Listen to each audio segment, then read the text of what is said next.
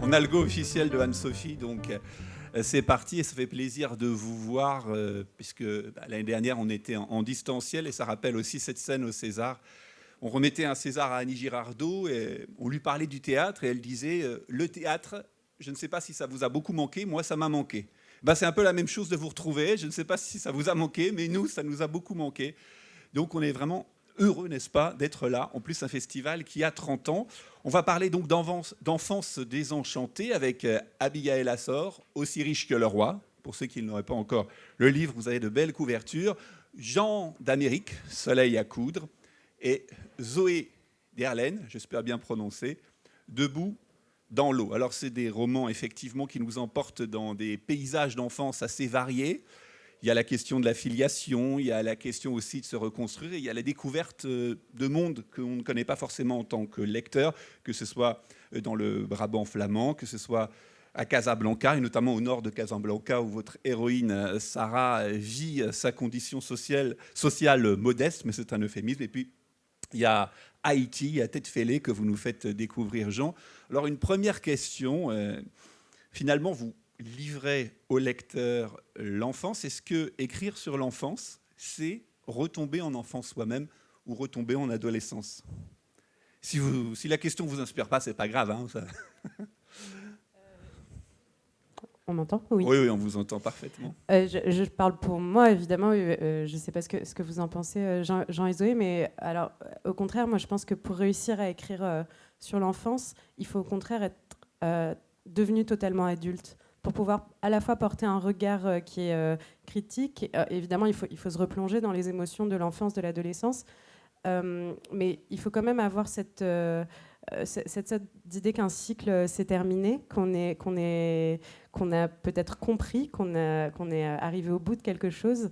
Et je me demande si on n'écrit pas encore mieux l'enfance quand on en est au fond complètement sorti, et parfois ça prend du temps. Et qu'on porte vraiment un regard adulte presque détaché. Alors d'ailleurs, si vous avez lu les livres, presque en correspondance avec ce que vient de dire Abigaël, eh bien, n'hésitez pas à poser les questions. Vous êtes là aussi pour ça, amis lecteurs.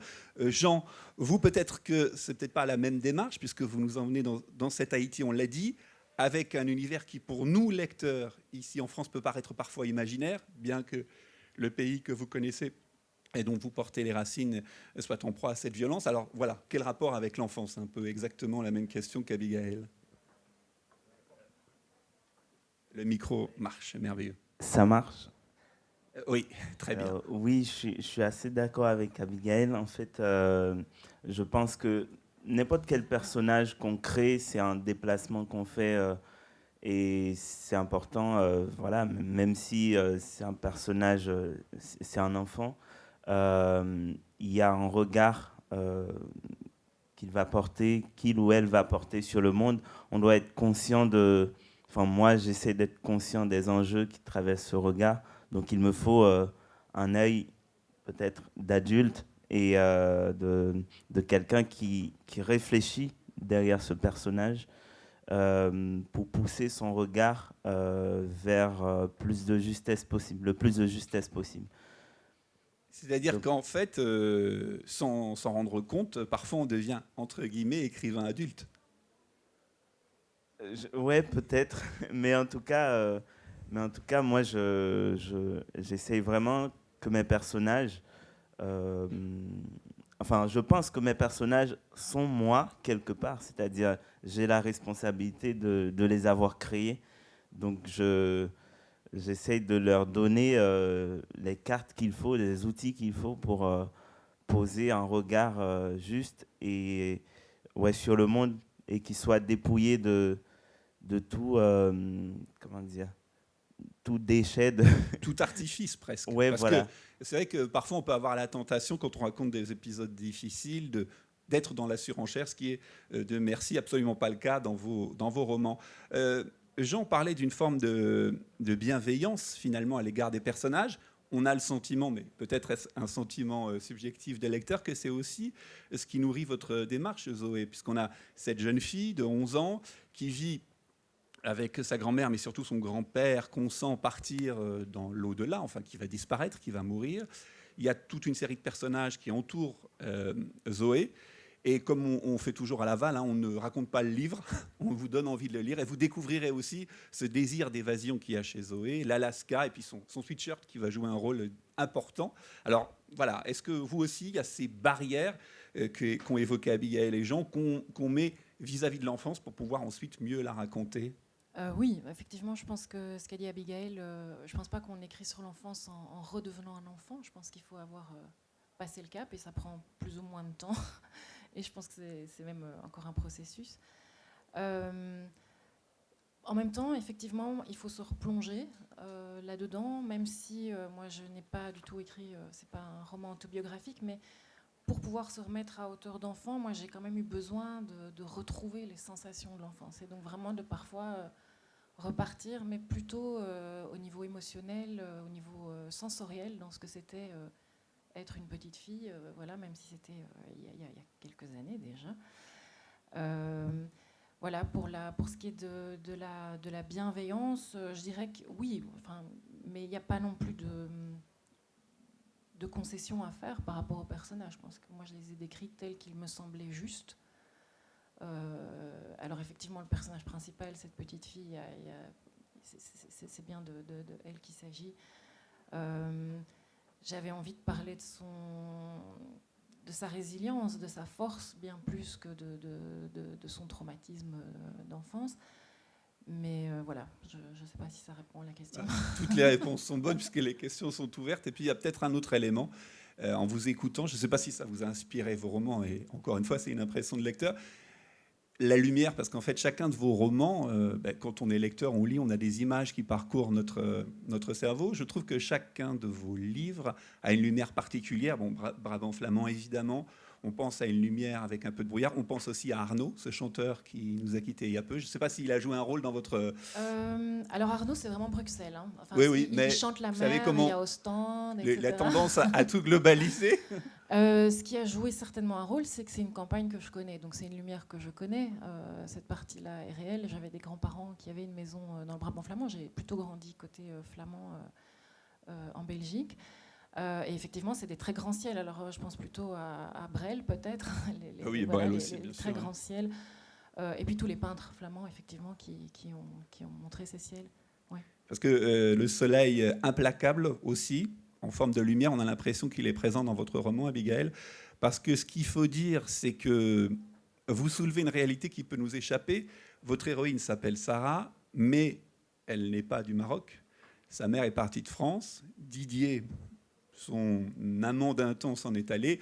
L'argent avec. Du coup, cette Sarah qui vient de France, l'ancien pays colonial, se retrouve, elle, dans une posture en misère sociale, en fait. Et c'est le paradoxe, parce qu'au départ, on s'habitue à un cheminement classique. Voilà, elle est marocaine, elle veut concourir à accéder socialement plus haut, mais là, en fait, finalement, il y a une inversion des valeurs. Oui, enfin, pas une inversion des valeurs, mais plutôt une inversion des postures. Effectivement, Sarah a 16 ans, elle est française, elle est au Maroc, mais plutôt dans des conditions qui sont très misérables, ce qui, moi, m'intéressait beaucoup parce que on a peut-être ce souvenir un peu colonial du français qui règne en maître sur le Maroc ou sur l'Algérie ou d'autres pays colonisés. Le temps est passé, la colonisation a laissé effectivement beaucoup de traces. Mais la réalité économique, par exemple dans une grande ville comme Casablanca, qui est la ville où se déroule le roman, c'est pas du tout que les Français règnent en maître. Bien au contraire, ils sont pas forcément dans des positions sociales particulièrement favorisées. Et j'avais aussi envie de parler de ça et de déjouer un peu ce cliché qu'on peut se faire du rapport entre le Maroc et l'Occident. Alors, je disais valeur parce qu'en fait, finalement, on a l'impression que les gens qui possèdent tout, finalement, vont cultiver une sorte de contentement de soi. Et en fait, on le voit avec votre héroïne, Sarah, qui va jouer un jeu de dissimulation, puisqu'on l'a dit, elle est au nord de Casablanca, dans ce qu'on peut appeler un bidonville. Enfin, en tout cas, elle est à côté d'un bidonville. À côté d'un bidonville. Et de ce bidonville, on voit passer dans votre livre Abdallah, qui vient, et vous leur vous racontez, Sarah est donc chez elle, et vous écrivez, quand Sarah voyait Abdallah, qui arrivait du centre-ville portant 15 litres de bidon d'eau plus gros que lui, elle se pressait dans la petite cuisine, lavait l'un des 2 verres et le remplissait d'eau courante. Puis elle revenait l'air de rien, s'asseoir devant la porte en croisant les jambes et faisait semblant de bronzer les yeux clos, son verre d'eau à la main. Abdallah s'approchait du grillage haletant. À ce stade, il traînait les bidons derrière lui.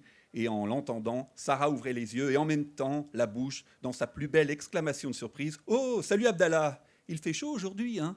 Et là, en fait, c'est ça, en fait, c'est que elle est complètement condamnée à un rôle qu'elle ne peut pas incarner, cette Sarah. Et d'emblée, on accède à cette équation qu'elle va devoir résoudre ou pas, mais on ne dévoilera pas à la fin du roman. Oui, cette scène, effectivement, Sarah habite à côté du bidonville. Abdallah, qui est son ami, habite dans le bidonville et il y a un grillage qui les sépare.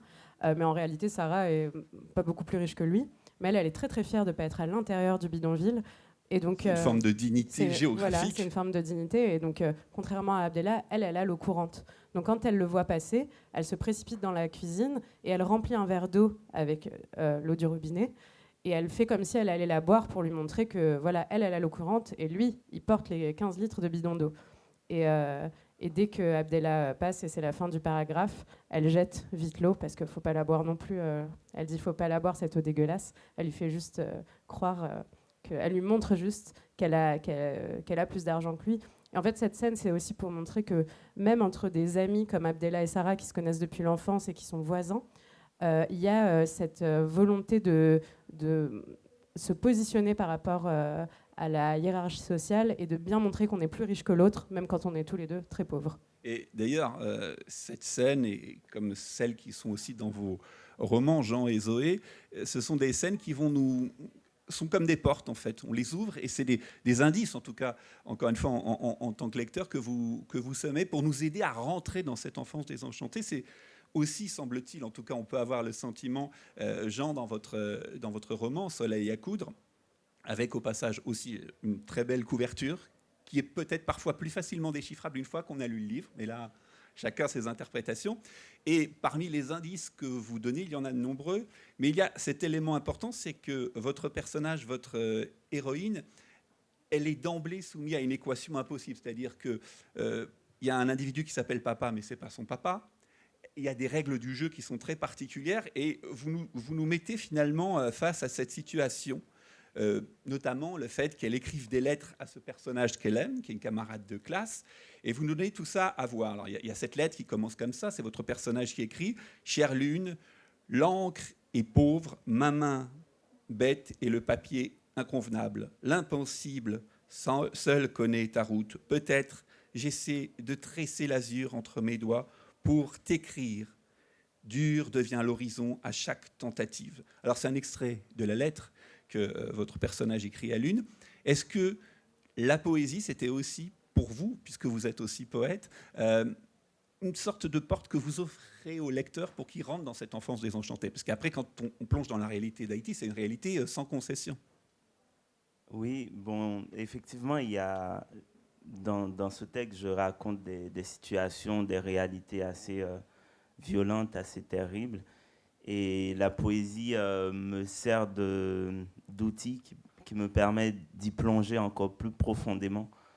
Pas utiliser la poésie comme une fleur qui va couvrir cette violence ou qui va créer une distance, mais plutôt pour mieux l'embrasser et donner à la voir dans toutes ses facettes, dans toutes ses nuances. Sauf que la poésie me permet peut-être de justement, comment dire, quand je plonge dans ces réalités, comment la langue peut élever quelque chose chez le lecteur, la lectrice aussi, genre, comment la poésie peut élever quelque chose chez nous, une sorte de lumière qui fait que, d'ailleurs même pour le personnage qui raconte, Tête Fêlée, on voit qu'elle existe parce qu'elle raconte, parce qu'elle emprunte le chemin de cette langue qui pour elle est une manière de sublimer cette histoire aussi et de faire que sa voix, elle compte. C'est un personnage qui existe par sa voix. Et donc, ce fait-là Je voulais l'explorer encore plus profondément dans le texte. Et notamment, aussi, elle écrit cette lettre où c'est des espèces d'envolées poétiques pour elle, des espèces de fenêtres de lumière qu'elle trouve, où la poésie est comme une consolation pour elle au milieu de ces ombres. Et avec aussi un inattendu, puisque vos livres aussi portent des inattendus, le fait qu'au milieu de scènes de violence, etc., la poésie a une place. Ce qui est peut-être évident quand on est à Haïti, mais quand on est de l'extérieur, on ne songe pas immédiatement au fait que la poésie puisse trouver sa place naturellement. La poésie, pour moi, c'est une langue donc, qui a ce désir-là de beauté profondément. Mais cette langue-là, pour moi, elle peut embrasser tout. En fait, la poésie n'est pas seulement là pour chanter les fleurs et le ciel bleu. La poésie, elle parle de tout, elle parle de nous, elle plonge ses mains dans le réel pour en montrer je sais pas, toutes les entailles, toutes les blessures aussi. Donc cette poésie-là, je l'ai pris comme arme et je l'ai donnée aussi à ce personnage pour qu'elle puisse prendre le dessus de ces violences en les racontant, en les faisant entendre au monde. Oui, avec un rayonnement particulier. Le rayonnement des personnages aussi, on le découvre, en tout cas l'accès vers les personnages dans votre livre, Zoé, parce que vous êtes dans la tête de la petite fille. Alors, ça peut paraître évident, mais c'est intéressant pour le lecteur parce que ça nous donne une clé supplémentaire. Chacun de vos personnages va nous offrir des indices sur ce qu'il est, ou en tout cas sur ce que vous voulez qu'il soit pour nos lecteurs. Ainsi, vous écrivez, par exemple, votre personnage qui dit... avec son vocabulaire, avant c'était mon grand-père qui coupait le pain. Ma grand-mère n'est pas encore habituée. La pluie continue de tomber tout l'après-midi. Bien longtemps, après que j'ai rangé mon bol de soupe, ramassé les miettes de la tranche de pain inégale et plus ou moins nettoyé les traces de boue sur le carrelage de la cuisine. Ce qui est intéressant dans cet extrait, c'est qu'en fait, vous l'avez peut-être consciemment ou pas réfléchi à ce quotidien qui va nous donner des indices sur ce personnage. Oui, alors effectivement, comme c'est une enfant de 11 ans et demi, je pense que sa pensée passe par le corps et par le quotidien, et par les faits sensations. et gestes, par les sensations. Et c'est vraiment en racontant des toutes petites choses qu'elle va expliquer finalement ce qu'elle est en train de vivre. Donc là, cet extrait, c'est le grand-père est en train de mourir, donc c'était lui qui coupait le pain, mais comme il est en train de mourir, il ne coupe plus le pain. Et donc la tranche de pain inégale qui va revenir à différents moments dans le récit, c'est chaque fois le rappel du fait que le grand-père est en train de mourir. C'est pas juste une tranche de pain, c'est pas juste une tranche clause de de pain style, mal coupée. Mais c'est vrai que je trouvais intéressant de la faire penser plutôt par les actions ou par tout ce qu'elle voit et sur lequel en fait elle regarde tout cet univers en même temps avec beaucoup de lucidité, cette lucidité que moi je vois chez les enfants. Je trouve qu'ils peuvent regarder le monde des adultes en étant très lucides, et en même temps ils n'additionnent pas nécessairement les éléments qu'ils voient. Ils n'en font pas une pensée, un jugement. Ils sont plus souvent, je trouve, dans une espèce de reconnaissance de ce qui est, sans nécessairement aller plus loin après dans la pensée. Et c'est le temps qui peut-être va conduire à donner aux éléments qu'on a amassés étant enfant des significations. Bon, des fois, on a du mal à se remettre ou pas. C'est oui, notre histoire. Et en fait, le temps, je pense, est d'ailleurs vraiment un élément très important parce que il m'a semblé, en écrivant le livre, que c'est peut-être la notion du temps qui fait le passage à l'âge adulte. C'est-à-dire qu'elle elle pense que l'été va durer tout le temps, elle pense que le présent est éternel. Et je me suis demandé si c'était pas un petit peu ça, Peter Pan, penser à la jeunesse éternelle et finalement devenir adulte. Je pense que c'est ce passage dans un temps qui coule, qui s'écoule et qui avance et qui n'est pas figé dans un éternel présent. Alors, ce temps, il passe, et pour que ce temps soit mis en roman, il a fallu des déclics. Alors, c'est souvent une question qu'on se pose, que se pose vous qui nous faites l'amitié d'être présent au festival, c'est comment finalement on se met à écrire. Et finalement, pour vous, Abigail, il y a comme un rapport à l'enfance ou à l'adolescence, parce que c'est une prof de philo qui vous conduit à prendre plume, si j'ose dire. Et vous êtes bien renseigné. Ah oui, service secret de Laval, on fait leur travail. Alors, elle m'a pas encouragée à prendre plume particulièrement, mais effectivement, moi, j'ai grandi au Maroc jusqu'à mes 18 ans. Et j'avais pas forcément, j'aimais beaucoup lire, mais j'ai pas forcément grandi dans un milieu où on m'encourageait à le faire, et encore moins à écrire. Et c'est cette prof de philo, effectivement, qui m'a en fait changé la vie, puisqu'elle m'a déjà encouragée à continuer à lire. Elle m'a encouragée à postuler pour une bourse d'études qui m'a menée ensuite en France et elle en fait, elle m'a dit quoi faire. Quoi. Elle m'a dit, tu vas faire ces études-là. Elle a quand même joué un rôle important. Joué un rôle important. À l'époque, j'avais pas du tout En fait, je m'autorisais même pas à penser que je pourrais ne serait-ce qu'écrire. C'était quelque chose qui était si loin de moi, si loin de mon enfance, que j'ai pas du tout... ça m'a même pas traversé l'esprit. Et c'est avec le temps qu'un jour, j'ai eu ce déclic qui m'a un peu tombé dessus. Et je me suis dit, bon, il est temps de se lancer. On va essayer. Et ça a donné ce roman-là. Et bon, question peut-être un petit peu évidente de journaliste. Au lycée au Maroc où vous étiez, donc le lycée Lyautey, c'est ça, est-ce que vous avez vu Sarah, votre personnage? Ou en tout cas, Zoé, vous disiez, on prend des éléments qu'on va amasser. Hein, c'est un soleil à coudre, finalement, un roman, pour reprendre votre titre, Jean. Est-ce que des personnes, qui ne soient pas forcément d'ailleurs des filles ou des garçons, mais on se met des indices, et une fois mise en roman, votre histoire, vous avez dit, voilà, le lycée est revenu d'une manière inattendue? Bien sûr, en fait, des Sarah, donc des jeunes filles comme ça qui n'ont rien et qui ont cette sorte de détermination, d'insolence, d'envie de sortir de leurs conditions sociales et en fait qui sont vraiment portées par une forme de rage, mais une rage qui au fond est assez sublime parce qu'elle refuse l'ordre imposé. Le Maroc, Casablanca, c'est une société qui est extrêmement cadrée avec un système presque de caste.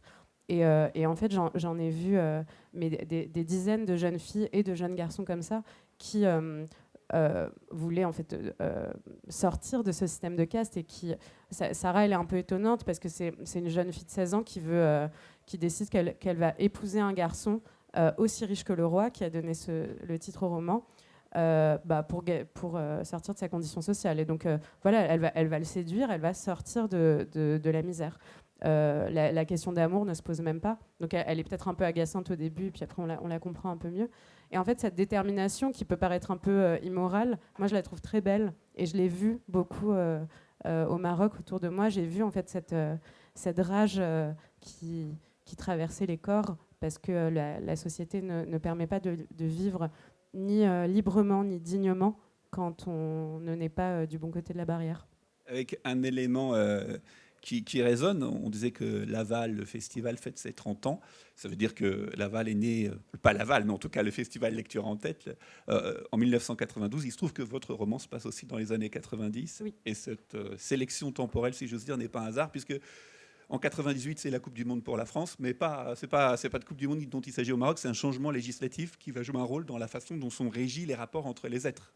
Oui, et en fait, le livre se passe en 94. Au Maroc, c'est les années de plomb. C'était un moment avec une répression politico-religieuse extrêmement pesante, qui n'a pas totalement disparu, mais entre-temps, on a changé de roi, donc ça va un peu mieux. Donc, sous le roi précédent, sous Hassan II, la répression était particulièrement forte. Et on sent dans le livre cette pesanteur, cette amertume, et c'est vrai que ça se prêtait bien en fait à cette histoire de non-amour finalement, où l'amour a très peu sa place, mais finit par trouver un petit chemin d'une certaine façon, à cette histoire aussi de domination sociale. C'est vraiment un livre sur le déterminisme et sur la domination sociale, et c'est vrai que les années de plomb s'y prêtaient bien. Alors, on parle de déclics qui ont poussé à écrire. Vous, Jean, si on part en Haïti, au-delà du déclic, il y a une déclaration que vous aviez faite lors d'une interview. Vous aviez expliqué que, bon, à Haïti, c'était le chaos, mais que vous étiez très fier de la jeunesse qui tenait debout grâce à la littérature. Enfin, je crois me souvenir que vous aviez dit quelque chose, en tout cas qu'elle jouait un rôle dans cette... Abigail parlait de détermination, dans cette détermination des jeunes à être debout dans un pays où tout semble partir. Est-ce que ça, c'est un élément du déclic? Alors, puisque vous avez une activité poétique, mais c'est aussi un élément du déclic qui vous a poussé à créer ce roman?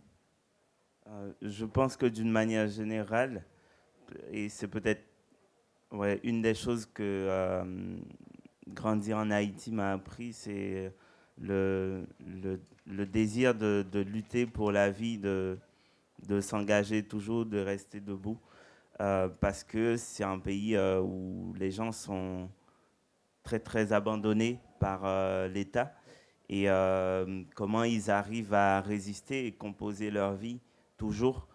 Je pense que de cette manière-là, il y a une jeunesse, oui, qui est debout, qui tient par la littérature notamment, pas que, mais beaucoup par la littérature aussi. Et c'est un peu comme ça à l'échelle globale du pays, genre tous les endroits où l'État n'a pas son emprise, les choses se passent plutôt bien, c'est-à-dire voilà, ce chaos politique dont on a l'image très souvent d'Haïti, je dis toujours qu'elle vient de l'État et pas du peuple haïtien, pas de la jeunesse haïtienne. Donc, bref, pour revenir c'est important aussi d'avoir cette mise en dé- contexte, puisque Ouais. finalement, une littérature ne jaillit pas comme ça, par hasard. J'ai décidé d'écrire un livre. Oui, Et puis voilà. Et puis, je pense qu'il y a tellement de raisons aussi d'écrire ou en tout cas de s'exprimer en Haïti. Moi, ce qui m'a amené à écrire et qui fait que j'écris peut-être encore aujourd'hui et que je vais continuer à écrire, C'est une bonne nouvelle. c'est parce que mon parcours dans la société m'oblige à m'engager en fait. C'est-à-dire quand on a traversé des lieux ou vécu dans des lieux qui sont marqués par autant de violence, d'injustice sociale, d'inégalité, il y a une forme d'indignation qui nous traverse, quoi. S'indigner, pour moi, c'est un devoir, du coup, face à la vie. Et c'est cette indignation-là, cette rage-là, cette colère-là qui me dit, il faut s'engager, on ne peut pas sortir de ces situations-là si on ne s'engage pas. Et du coup, ce désir-là d'engagement, il passe par plein d'actions, dont la littérature. Et moi, j'ai commencé à écrire comment j'avais 11-12 ans, j'arrive à Port-au-Prince parce que j'ai grandi à la campagne où je suis né. Et j'arrive à Port-au-Prince. Déjà, c'était parce que dans mon village, il n'y avait pas d'école secondaire. Donc, une première violence sociale. Et arrivé à Port-au-Prince, je commence à écouter du rap. Et à l'époque, je voyais dans ce mouvement qui était en plein essor en Haïti une sorte d'inversion de la logique de la société par ces jeunes de quartiers populaires comme moi qui n'avaient pas droit de cité dans la société et qui se sont emparés d'une forme artistique, donc le rap, qui est à la base discriminé et qui l'ont imposé à la société, qui désormais avait une voix qui pouvait se faire entendre. Je crois que ça m'a beaucoup motivé, ou bien ça m'a donné un reflet de moi-même, voilà, du gamin que j'étais dans ce quartier populaire. Et à partir de là, je pouvais m'autoriser à prendre la parole aussi. Parce qu'il faut savoir aussi que dans la tradition de la littérature en Haïti, d'habitude, c'est plutôt des gens qui viennent de classes aisées qui écrivaient, en fait, si on fait un panorama de cette littérature. Donc pour moi, ce déclic-là, oui, il vient du rap, et comme inversion des logiques de la société, quoi. Zoé, vous, quel chemin a présidé à votre envie d'écrire? Parce que en fermant le livre, on se dit que peut-être il y a eu une inspiration liée à l'eau, à l'élément eau qui joue un rôle dans le roman. On ne va pas révéler de ce qui se passe dans l'eau, qui va faire en sorte que nous, lecteurs, nous sommes intrigués par un phénomène inattendu qui se passe dans l'eau, qui entoure, si j'ose dire, qui est au voisinage de là où réside votre héroïne. Quel a été ce déclic finalement? Alors, pour ce roman, donc à la base, je pensais écrire une nouvelle, puisque je suis plutôt dans le texte court. Et j'ai vraiment eu l'impression d'abord que c'est le personnage qui est venu me chercher à la fin de cette nouvelle. Donc j'avais écrit une nouvelle de... Donc la nouvelle était terminée et le personnage apparaît une fois. Alors quand je termine une nouvelle, je la mets de côté, je fais autre chose et je laisse le texte un moment reposer. Et puis vraiment, j'ai eu l'impression que ce personnage venait me dire en fait, j'ai encore vécu ça. Donc sans savoir très bien où j'allais, j'ai continué comme ça. Une fois que ça a commencé à prendre un petit peu forme, je dirais qu'il y avait deux choses qui m'ont paru très importantes à transmettre pour moi. D'une part, j'ai utilisé, donc effectivement sans être autobiographique, mon histoire est encore différente de celle-là, mais un sentiment d'abandon que moi j'avais pu vivre enfant, mais j'avais pas envie qu'on reste coincé sur le fait que cette petite fille a été abandonnée et qu'on aille plutôt du côté de la force. Je trouve c'est quelque chose qu'on voit chez les enfants. Alors, c'est une petite fille qui est quand même fort privilégiée par rapport aux héroïnes d'Abigail et de Jean, parce qu'elle est d'abord matériellement tout à fait en sécurité, et elle est quand même avec ses grands-parents, donc dans une famille où on l'a accueillie, elle est aimée, etc. Malgré tout, il y a ce trou, cette espèce de manque, mais finalement, ce qui m'intéressait, c'était vraiment sa force, sa capacité à sortir de là. Et alors l'autre élément qui pour moi était très important, c'était de faire de la nature un personnage. Voilà. Alors j'ai utilisé cette nature que je connaissais parce que moi je me sentais pas capable d'inventer un univers. Bon, elle rêve d'Alaska, elle rêve de grands paysages aux États-Unis, et moi j'aime aussi. Ce sont des rêves que je peux avoir, mais en même temps je me voyais pas commencer à parler des Rocheuses alors que j'y ai jamais mis les pieds. Donc j'ai utilisé cette campagne flamande que je connais. Et aussi le fait que la nature peut être un refuge, c'est quelque chose que j'ai ressenti très vite enfant, qu'on peut aller se perdre vraiment dans la forêt, dans les champs, et que c'est un réel refuge. Et ça résonnait d'autant plus en moi dans la situation qu'on connaît actuellement de réchauffement climatique et de basculement. D'autant plus que j'ai une fille qui a à peu près l'âge de l'héroïne et qui est très angoissée par ça, très angoissée par dans quel monde je vais grandir, etc. Donc j'avais vraiment envie de faire de la nature quelque chose de lui redonner sa place. Voilà. Alors vous dites qu'effectivement votre personnage est plus privilégié que les deux autres personnages évoqués par Abigail et Jean. Cela dit, mais alors encore une fois, c'est un ressenti, il y a quand même un enfermement. Chacun de vos personnages, alors bien sûr, essaie plus ou moins de briser l'enfermement, parfois en étant dans l'illégalité, parfois dans la détermination à sortir de cet enfermement. Et parfois, votre personnage, Zoé, on s'est dit... en fait, il est presque prisonnier d'un quotidien qui est, je vous rassure, agréable à lire. Mais on s'est dit, est-ce qu'il va y avoir un rappeur qui va frapper à sa porte ? Est-ce qu'il va y avoir un Yaya, qui est un autre personnage de votre roman, un monsieur qui vend des substances pas très licites, il va frapper à la porte de votre personnage, non pas pour lui faire prendre des substances illicites, mais pour un peu comme créer un électrochoc et voilà, sortir d'une espèce de routine qui peut être aussi un peu fatigante sur le long terme. Oui. Alors je pense que on raconte simplement un été, et moi je l'ai senti comme étant effectivement un peu prisonnière de ce quotidien, d'où je pense tous ses rêves d'ailleurs, ses lectures d'encyclopédies dans lesquelles elle va voir ce qui se passe dans d'autres pays. En même temps, je pense qu'elle est à un âge où elle s'ancre en fait, et donc elle est en train de s'ancrer justement dans le lieu, dans la nature.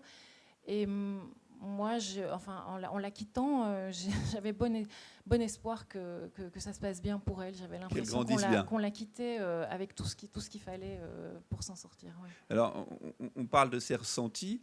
Vous évoquiez ce que vous avez vécu aussi, puisque vous habitiez au Maroc. Est-ce que quand on donne à partager ce livre, parce qu'un livre voyage, même s'il parle de cette adolescence, vous avez eu des retours de lecteurs inattendus, parce que vous les avez rencontrés, ces jeunes filles déterminées, peut-être aussi chez des jeunes hommes qui voulaient sortir de leurs conditions et qui presque se sont dit, tiens, un jumeau ou une jumelle que serait Sarah est devenue une héroïne de roman. Et vous avez eu cette espèce, c'est tellement passionnel et passionné que vous avez forcément, on imagine en tout cas, avoir eu des retours de gens qui sont sortis ou pas de leurs conditions, ou en tout cas ça fait des réflexions autour de cette société. Alors, peu de personnes sortent de leurs conditions au Maroc. Et d'ailleurs, je ne veux pas vous raconter la fin, mais ça. Et d'ailleurs, il faudra lire le livre si vous ne l'avez pas fait. C'est le récit d'une tentative, mais sûrement pas d'un succès. Je dirais que ce qui est vraiment revenu dans les retours, notamment des lecteurs marocains, parce qu'il a aussi été distribué au Maroc, c'est surtout le fait d'avoir abordé des sujets qui sont extrêmement tabous, donc qui sont tabous au Maroc, pas forcément en France, mais comme l'avortement qui est interdit, l'homosexualité qui est interdite, les relations sexuelles hors mariage qui sont interdites, enfin, beaucoup de choses sont interdites. Et ce que cache une certaine jet set, si j'ose exprimer ainsi, dans ces travers. Ah oui, oui, tout à fait. En réalité, c'est tout le drame en fait, de ce pays-là, c'est que la loi ne s'applique pas pareil selon l'endroit où on est né, puisque... la loi n'est pas respectable en fait au Maroc. C'est pas possible de dire que c'est interdit par la loi d'avoir des relations sexuelles hors mariage. Donc tout le monde est hors la loi. Simplement, il y a ceux qui peuvent filer un petit billet aux policiers ou aux juges, et il y a ceux qui peuvent pas. Et la majorité ne peut pas. Donc effectivement, il y a toute une partie de la population qui vit très tranquille dans cette illégalité, tandis que l'immense majorité vit une vie de clandestinité, de danger, de violence aussi, parce que c'est vraiment une société où tout le monde a son petit pouvoir sur l'autre, tout le monde essaye de dominer l'autre parce que tout le monde est désespéré. Donc c'est tenter d'échapper au policier qui lui-même tente d'échapper à son chef, qui lui-même tente d'échapper à cet homme plus riche que lui, qui parce qu'il est plus riche a en fait du pouvoir sur lui. Donc c'est vrai que c'est une société où oui, tout le monde se cache, tout le monde se bat, et extrêmement inégalitaire. Et donc ça, il y a eu des lecteurs marocains qui ont dit, enfin en tout cas qui ont fait part de leur, comment dire, de leur satisfaction, c'est pas le bon mot, mais en tout cas de cette prise de conscience, ils ont ressenti quelque chose. Oui, alors je dirais pas que c'est une prise de conscience, je pense qu'ils étaient conscients avant, j'ai pas créé une prise de conscience. En tout cas, mais, la prise de conscience oui. posée sur le livre aussi nettement, parce qu'il Oui. y a des fois des livres qui parlent de ces réalités, mais pas aussi nettement, parce que les scènes que vous racontez de billets, elles sont racontées dans le livre. Hein. Un des personnages, Driss, qui joue un rôle essentiel pour Sarah, puisque c'est potentiellement son prétendant, lui, il connaît la mécanique et il peut se permettre, comme vous le disiez, d'être dans l'illégalité. Je veux dire, il n'y a pas de faux fuyant. Oui, c'est vrai. Et je pense que en tout cas, les lecteurs marocains ont été très touchés que ces sujets-là soient abordés aussi clairement. Le livre porte pas de discours, dit pas c'est bien ou c'est mal, c'est vraiment une description. Je pense qu'ils ont été touchés que, par exemple, il y a un personnage qui est homosexuel. Ça se fait pas du tout, en fait, c'est vraiment très grave. Personne ne dit qu'il est homosexuel, c'est interdit. Donc je pense que les lecteurs ont été touchés. D'autres lecteurs ont été très choqués, m'ont écrit des messages pour me dire que c'était faux, il n'y avait pas d'homosexuels au Maroc, il n'y en avait aucun. Vous aviez terni l'image, vous aviez inventé, ouais, c'était un vrai roman. Il n'y avait pas non plus de prostitution, que c'était complètement faux. Donc voilà, c'est aussi des lecteurs d'une autre génération, et c'est difficile aussi de sortir de son conservatisme quand ça a été son schéma mental toute sa vie. Donc je réponds pas en général. Oui, et puis c'est l'utopie aussi sur laquelle on peut se construire. Jean, et alors justement les Haïtiens qui vous ont lu, les Français et les Haïtiens, comment ils ont réagi? Il faut rappeler que Tête Fêlée vit avec ce papa qui n'est pas un papa, qui vit de la délinquance. Sa mère vend son corps. Et tout ça est dit sans, pour ceux qui n'auraient pas lu le livre, sans encre spectaculaire. Hein. Il faut le préciser, on l'a dit, c'est d'une justesse et d'une précision et puis une douceur aussi grâce à la poésie. Comment réagissent vos lecteurs? Parce que c'est aussi, comme dans le cas de ce qu'évoque Abigail, une réalité, vous me l'avez dit il y a quelques instants, qui est vécue. C'est-à-dire que certes c'est un roman, mais c'est des choses qui sont, au moment où on parle aujourd'hui en Haïti, qui existent. Oui, et ce côté-là, en fait, d'être ancré dans le réel. Bon, depuis la sortie du roman, j'ai pas eu l'occasion d'aller en Haïti pour rencontrer des lecteurs, tout ça. Mais j'ai eu des retours de loin, soit par les journaux ou des gens de là-bas qui m'écrivent pour en parler. Et on va dire le sentiment d'une manière générale qui est partagé sur le texte, c'est ce degré d'implication dans le réel, sans être justement dans un jugement sur sa situation ou sur ses personnages, mais une manière de donner à voir ces réalités telles qu'elles sont, sans faire du reportage, mais en recomposant des morceaux du réel pour créer un sens, en fait, pour arriver à dire quelque chose, avec toutes les nuances possibles et toute la précision possible. Parce que moi, la question que je me suis posée en écrivant aussi ce texte, c'est comment on fait, notamment du coup pour cet enfant, comment on fait pour grandir, pour être quelqu'un quand on débarque dans ce genre de lieu. Oui, d'emblée, les règles du jeu sont mal posées. C'est-à-dire qu'on est Voilà. dans un pays où les règles du jeu sont contre vous d'emblée. Exactement. Donc c'est un environnement déjà saturé de violence, et que ce personnage, ou même tous les personnages, vont hériter de cette violence sans l'avoir créée, sans l'avoir mise en place eux-mêmes. Du coup, comment cet enfant, elle va réussir à être quelqu'un au milieu de ça. Et donc, j'ai fait passer à travers ce personnage beaucoup de choses, parce que j'avais une sorte d'ambition, je pense, très, très prétentieuse de faire une sorte de cartographie complète, sociale et politique d'Haïti. Et je suis passé par la voix de ce personnage qui est une enfant. Du coup, ouais, les retours que j'ai eus, c'était plus ce degré d'implication dans le réel, dans lequel les gens ils se sont reconnus, et qui a ouvert les yeux aussi sur beaucoup de questions qu'on peut se poser sur nos itinéraires dans cette société qui n'est pas faite pour nous permettre de vivre dignement. Mais on arrive à quand même composer la vie au milieu de ça. Donc voilà, c'était plus de ce côté-là. Et ce qu'il faut dire, si vous n'avez pas encore lu le roman, c'est que, et on ne dira pas quelle est la réponse, mais vous apportez un élément de réponse sur qu'est-ce qui pourrait aider Tête Fêlée à oublier l'Haïti, parce qu'elle rêve aussi d'ailleurs. Il y a un ailleurs qui est évoqué dans le roman. Et voilà, c'est-à-dire qu'en fait, elle a des utopies qui pourraient correspondre aussi à certaines personnes qui vivent en France, une vie normale. Et c'est assez troublant finalement, parce qu'on a tous des souhaits d'ailleurs qui peuvent se ressembler, même si on vit dans des pays où la misère est plus présente qu'en France, par exemple. Oui, en fait, c'était important de ciseler ce personnage comme ça, parce que je voulais surtout pas tomber dans le truc genre ok, elle est là, elle est démunie, elle manque de tout, et donc elle serait plus quelqu'un. Donc je lui restitue son droit au rêve, son droit à la vie, tout simplement, son droit à l'existence.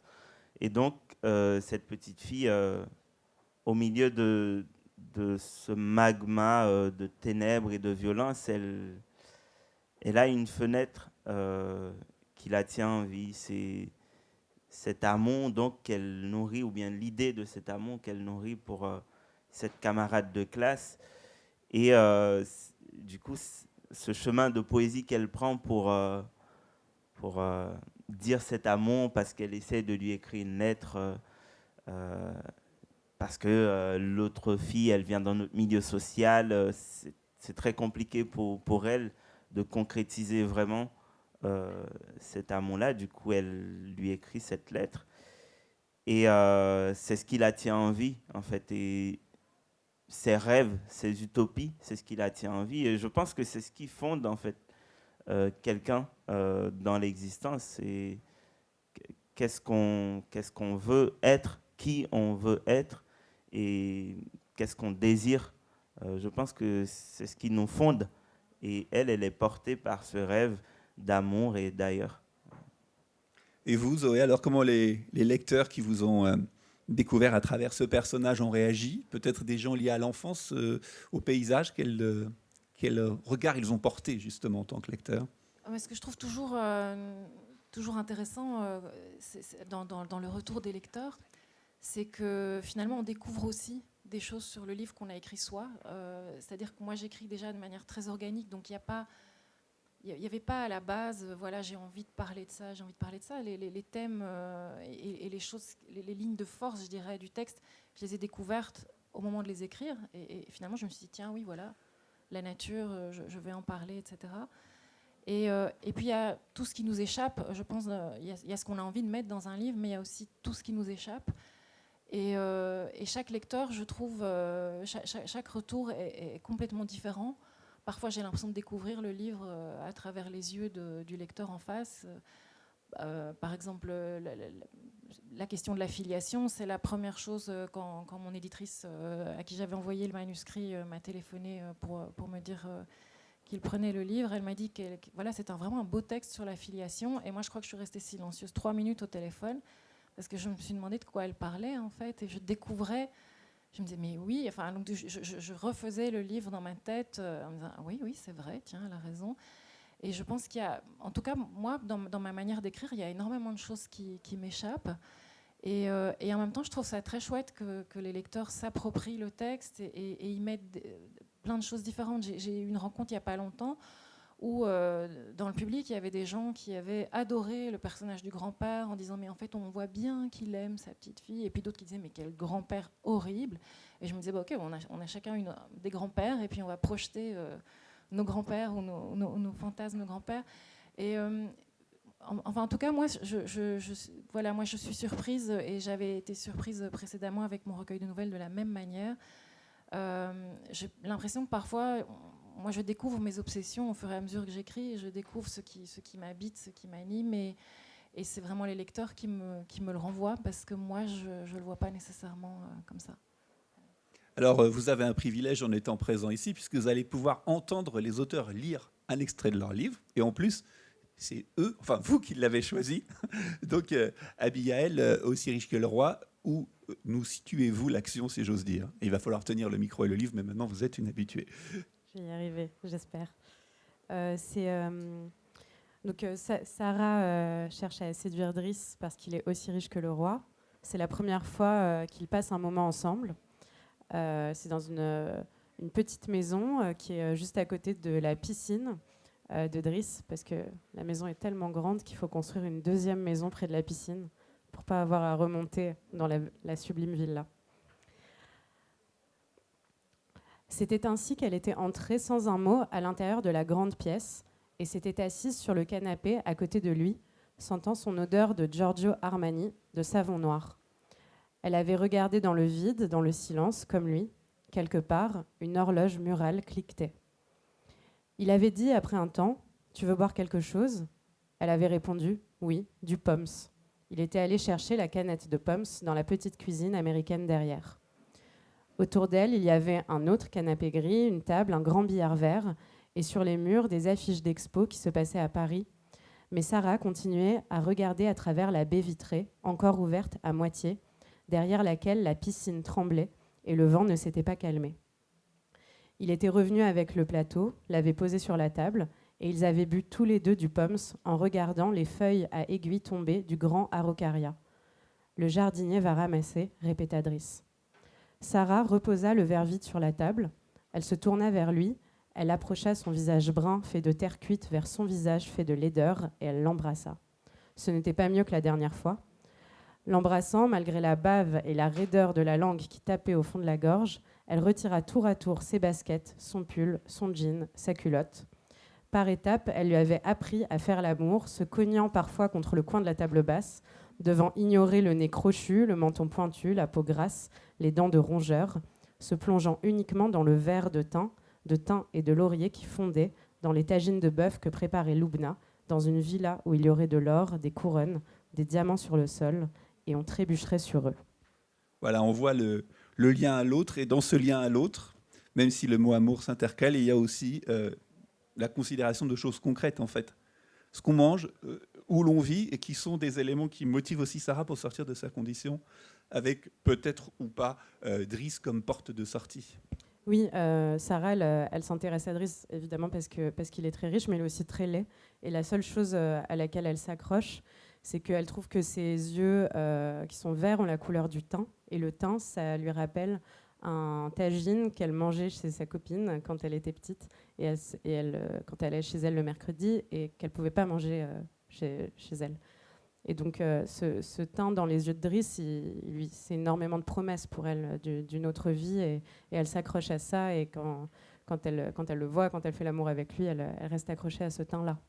Alors nous étions au Maroc et maintenant nous partons en Haïti grâce à vous, Jean, pour nous faire découvrir un moment de ce roman où vous nous situez votre lecture, ou peut-être il n'y a pas besoin, on peut partir directement sous votre voix.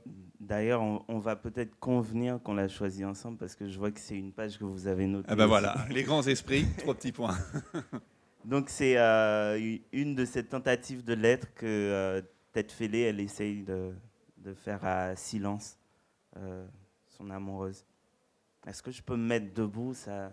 On est d'accord, tout le monde est d'accord, vous voyez, c'est la démocratie littéraire. Chère lune, l'encre est pauvre, ma main bête et le papier inconvenable. L'impossible seul connaît ta route peut-être. J'essaye de tresser l'azur entre mes doigts pour t'écrire. Dur devient l'horizon à chaque tentative. Et voici que cette lettre a 2 ans, l'âge exact de l'angoisse qui m'habite face à la difficulté de t'approcher. Je t'écris avec du retard dans la gorge.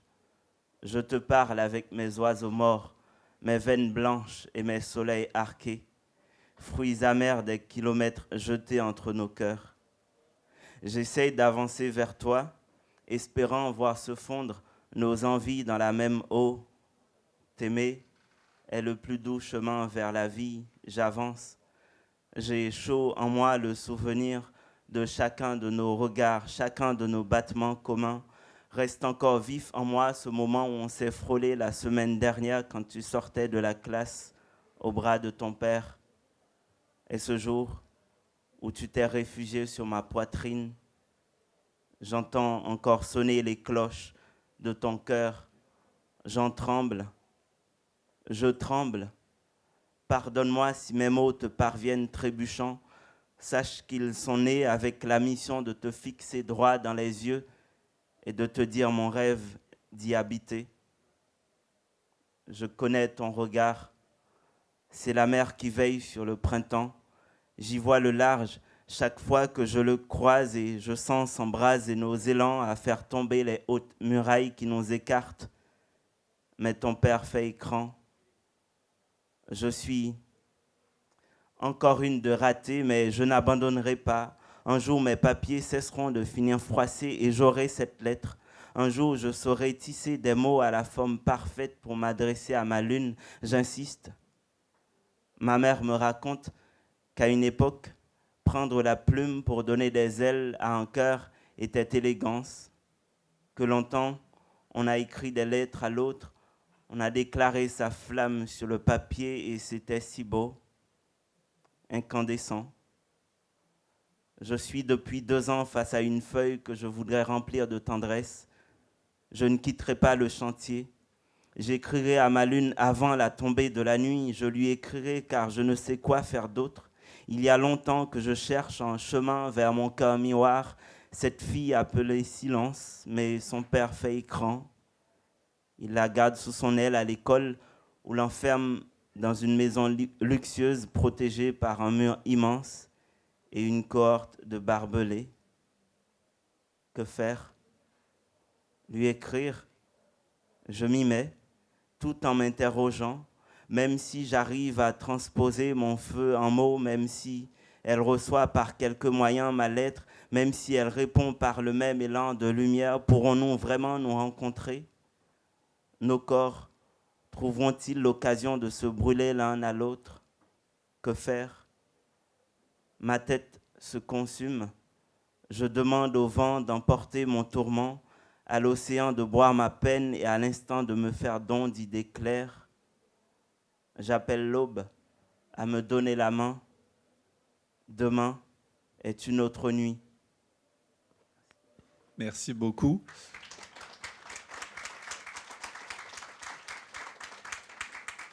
Applaudissements pour ces lectures et partons alors dans le Brabant flamand, puisque nous sommes aussi dans la géographie de l'enfance.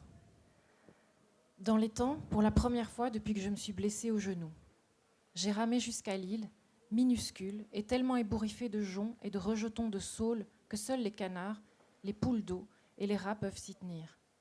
J'ai attaché la barque à un rejeton de saule et je me suis glissée dans l'eau. L'étang est un peu différent depuis que je sais qu'il y a une anguille dedans. L'eau est plus liquide ou plus fluide. Elle glisse différemment sur mes jambes et mes bras et mon ventre. Je n'ai pas peur de l'anguille.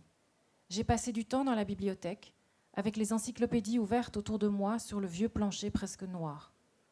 Mon anguille vient de la mer des Sargasses. Elle est née là-bas et elle y retournera pour se reproduire. Elle remontera le ruisseau qui traverse les champs et alimente l'étang.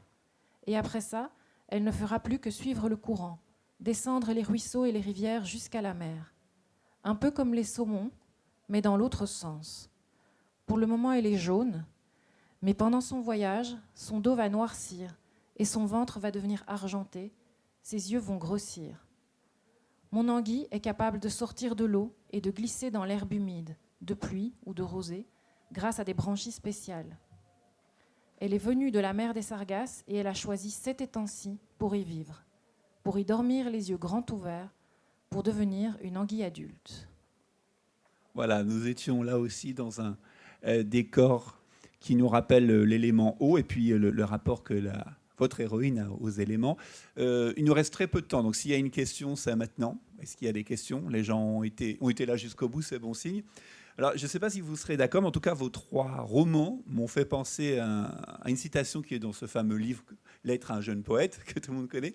Et il y a cette phrase qui est peut-être en forme d'espoir. Je ne sais pas si elle embrasse des perspectives heureuses pour vos personnages, mais qui dit simplement « Et qu'importe toutes les déceptions, toutes les tombes insatisfaites, tous les temples devenus atones, si là, à mes côtés, Dieu se manifeste chez un adolescent soudain sombre. » Il y a une part d'espoir qui est transportée. Alors, pour conclure, peut-être, il y a aussi une autre question qu'on a envie de vous poser. Vous vous plongez dans l'enfance. Est-ce que ça vous a appris des choses sur vous-même?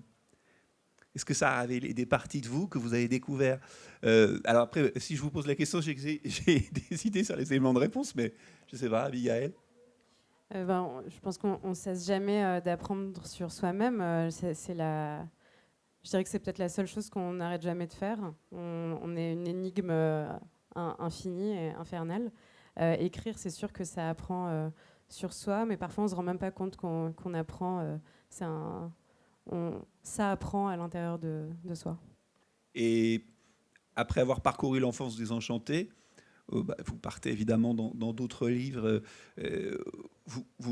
Comment dire, vous n'avez pas en tête de dire je veux absolument me délivrer de l'enfance. Vous laissez aller votre inspiration. Vous êtes peut-être que le livre est déjà en préparation, écrit et terminé. Mais comment vous distanciez de l'enfance? Non, j'écris un autre livre sur l'enfance. C'est un chemin qui prend du temps. Pour ma défense, Sarah est adolescente. Là, mes prochains personnages ont 6 ans. Ouais. Peut-être que les prochains auront 2 ans. Oui, mais après, c'est vrai qu'effectivement aussi, ce qui est intéressant avec Sarah, c'est que finalement, par une forme de lucidité, c'est vrai, puisqu'elle veut s'en sortir, il y a parfois une part de naïveté en elle qui pourrait la faire retomber en enfance. Et oui. Elle croit à des lunes, comme si ça faisait référence à votre livre, Jean, mais ça, elle croit à des lunes dont on se dit comment, avec toute cette maturité qui semble éclore de sa personnalité, elle peut encore chérir ces lunes. Oui, elle est à la fois très déterminée, mais c'est vrai qu'elle a cette émotion qui est très propre à l'adolescence, de penser que tout est encore possible, qu'elle peut vraiment manger le monde et avancer, aller exactement là où elle veut aller. Je pense que Sarah, 5 ans plus tard, aurait peut-être été complètement désenchantée. Là, elle avait encore cette flamme qui lui permettrait... Et vous, Jean, est-ce que vous avez découvert des choses sur vous? Vous avez appris des choses? Oui, je crois, en fait, peut-être dans la manière de reconstituer du coup la vie de Tête Fêlée, la vie de cet enfant. Ça m'a fait me rendre compte de comment nos vies ont forcément des enjeux politiques, en fait. C'est-à-dire, en racontant cette enfance-là, je me pose la question, qu'est-ce qui est important pour un enfant? qu'est-ce qui, enfin, dans sa manière de grandir aussi, comment on grandit en fait. Par exemple, pour Tête Fêlée, c'est pas tant l'âge ou le temps qui la fait grandir, mais c'est les situations qu'elle vit. Donc voilà, en décortiquant, j'ai trouvé plein d'enjeux comme ça et ça m'a permis de retourner moi-même sur les lieux de mon enfance et comprendre qu'est-ce que signifie mon existence dans cette société, qu'est-ce que mon parcours individuel raconte dans le récit collectif. C'est peut-être ce côté-là. Et Zoé, vous disiez que le livre prend sa liberté après aux yeux des lecteurs. Alors, est-ce que ça a aussi révélé des choses sur vous ? Ah, mais par exemple, cette question de la filiation, oui, puisque je ne m'étais pas aperçue, vraiment, je ne m'étais pas aperçue que ça traversait le livre. Donc, je me suis dit que c'était une question que je me posais, sans le savoir, hein, de ma propre filiation. Donc, oui, je pense que ça, c'est Après, je pense que effectivement, l'écriture, et qu'elle soit une écriture destinée à être partagée, une écriture de fiction, que ce soit une écriture intime, de prise de notes, etc., je pense que c'est un merveilleux moyen pour apprendre des choses et pour avancer. Voilà. Après, moi, j'en ai pas fini avec l'enfance non plus, parce que déjà avant et encore maintenant, je travaille à des nouvelles et je me rends compte que la voix des enfants, des adolescents, j'ai beaucoup de plaisir à leur donner voix. Voilà. Je ne sais pas encore pourquoi, ça je ne l'ai pas encore appris. Donc c'est un mystère qui sera éclairci peut-être dans un prochain livre. En tout cas, grâce à vous, on comprend que cette enfance désenchantée nous aide, à nous adultes, à comprendre notre place et à faire connaissance avec des réalités politiques que nous ignorions parfois. En tout cas, merci beaucoup d'avoir été avec nous et merci à vous d'être revenus montrer qu'il y a aussi du public. Merci beaucoup.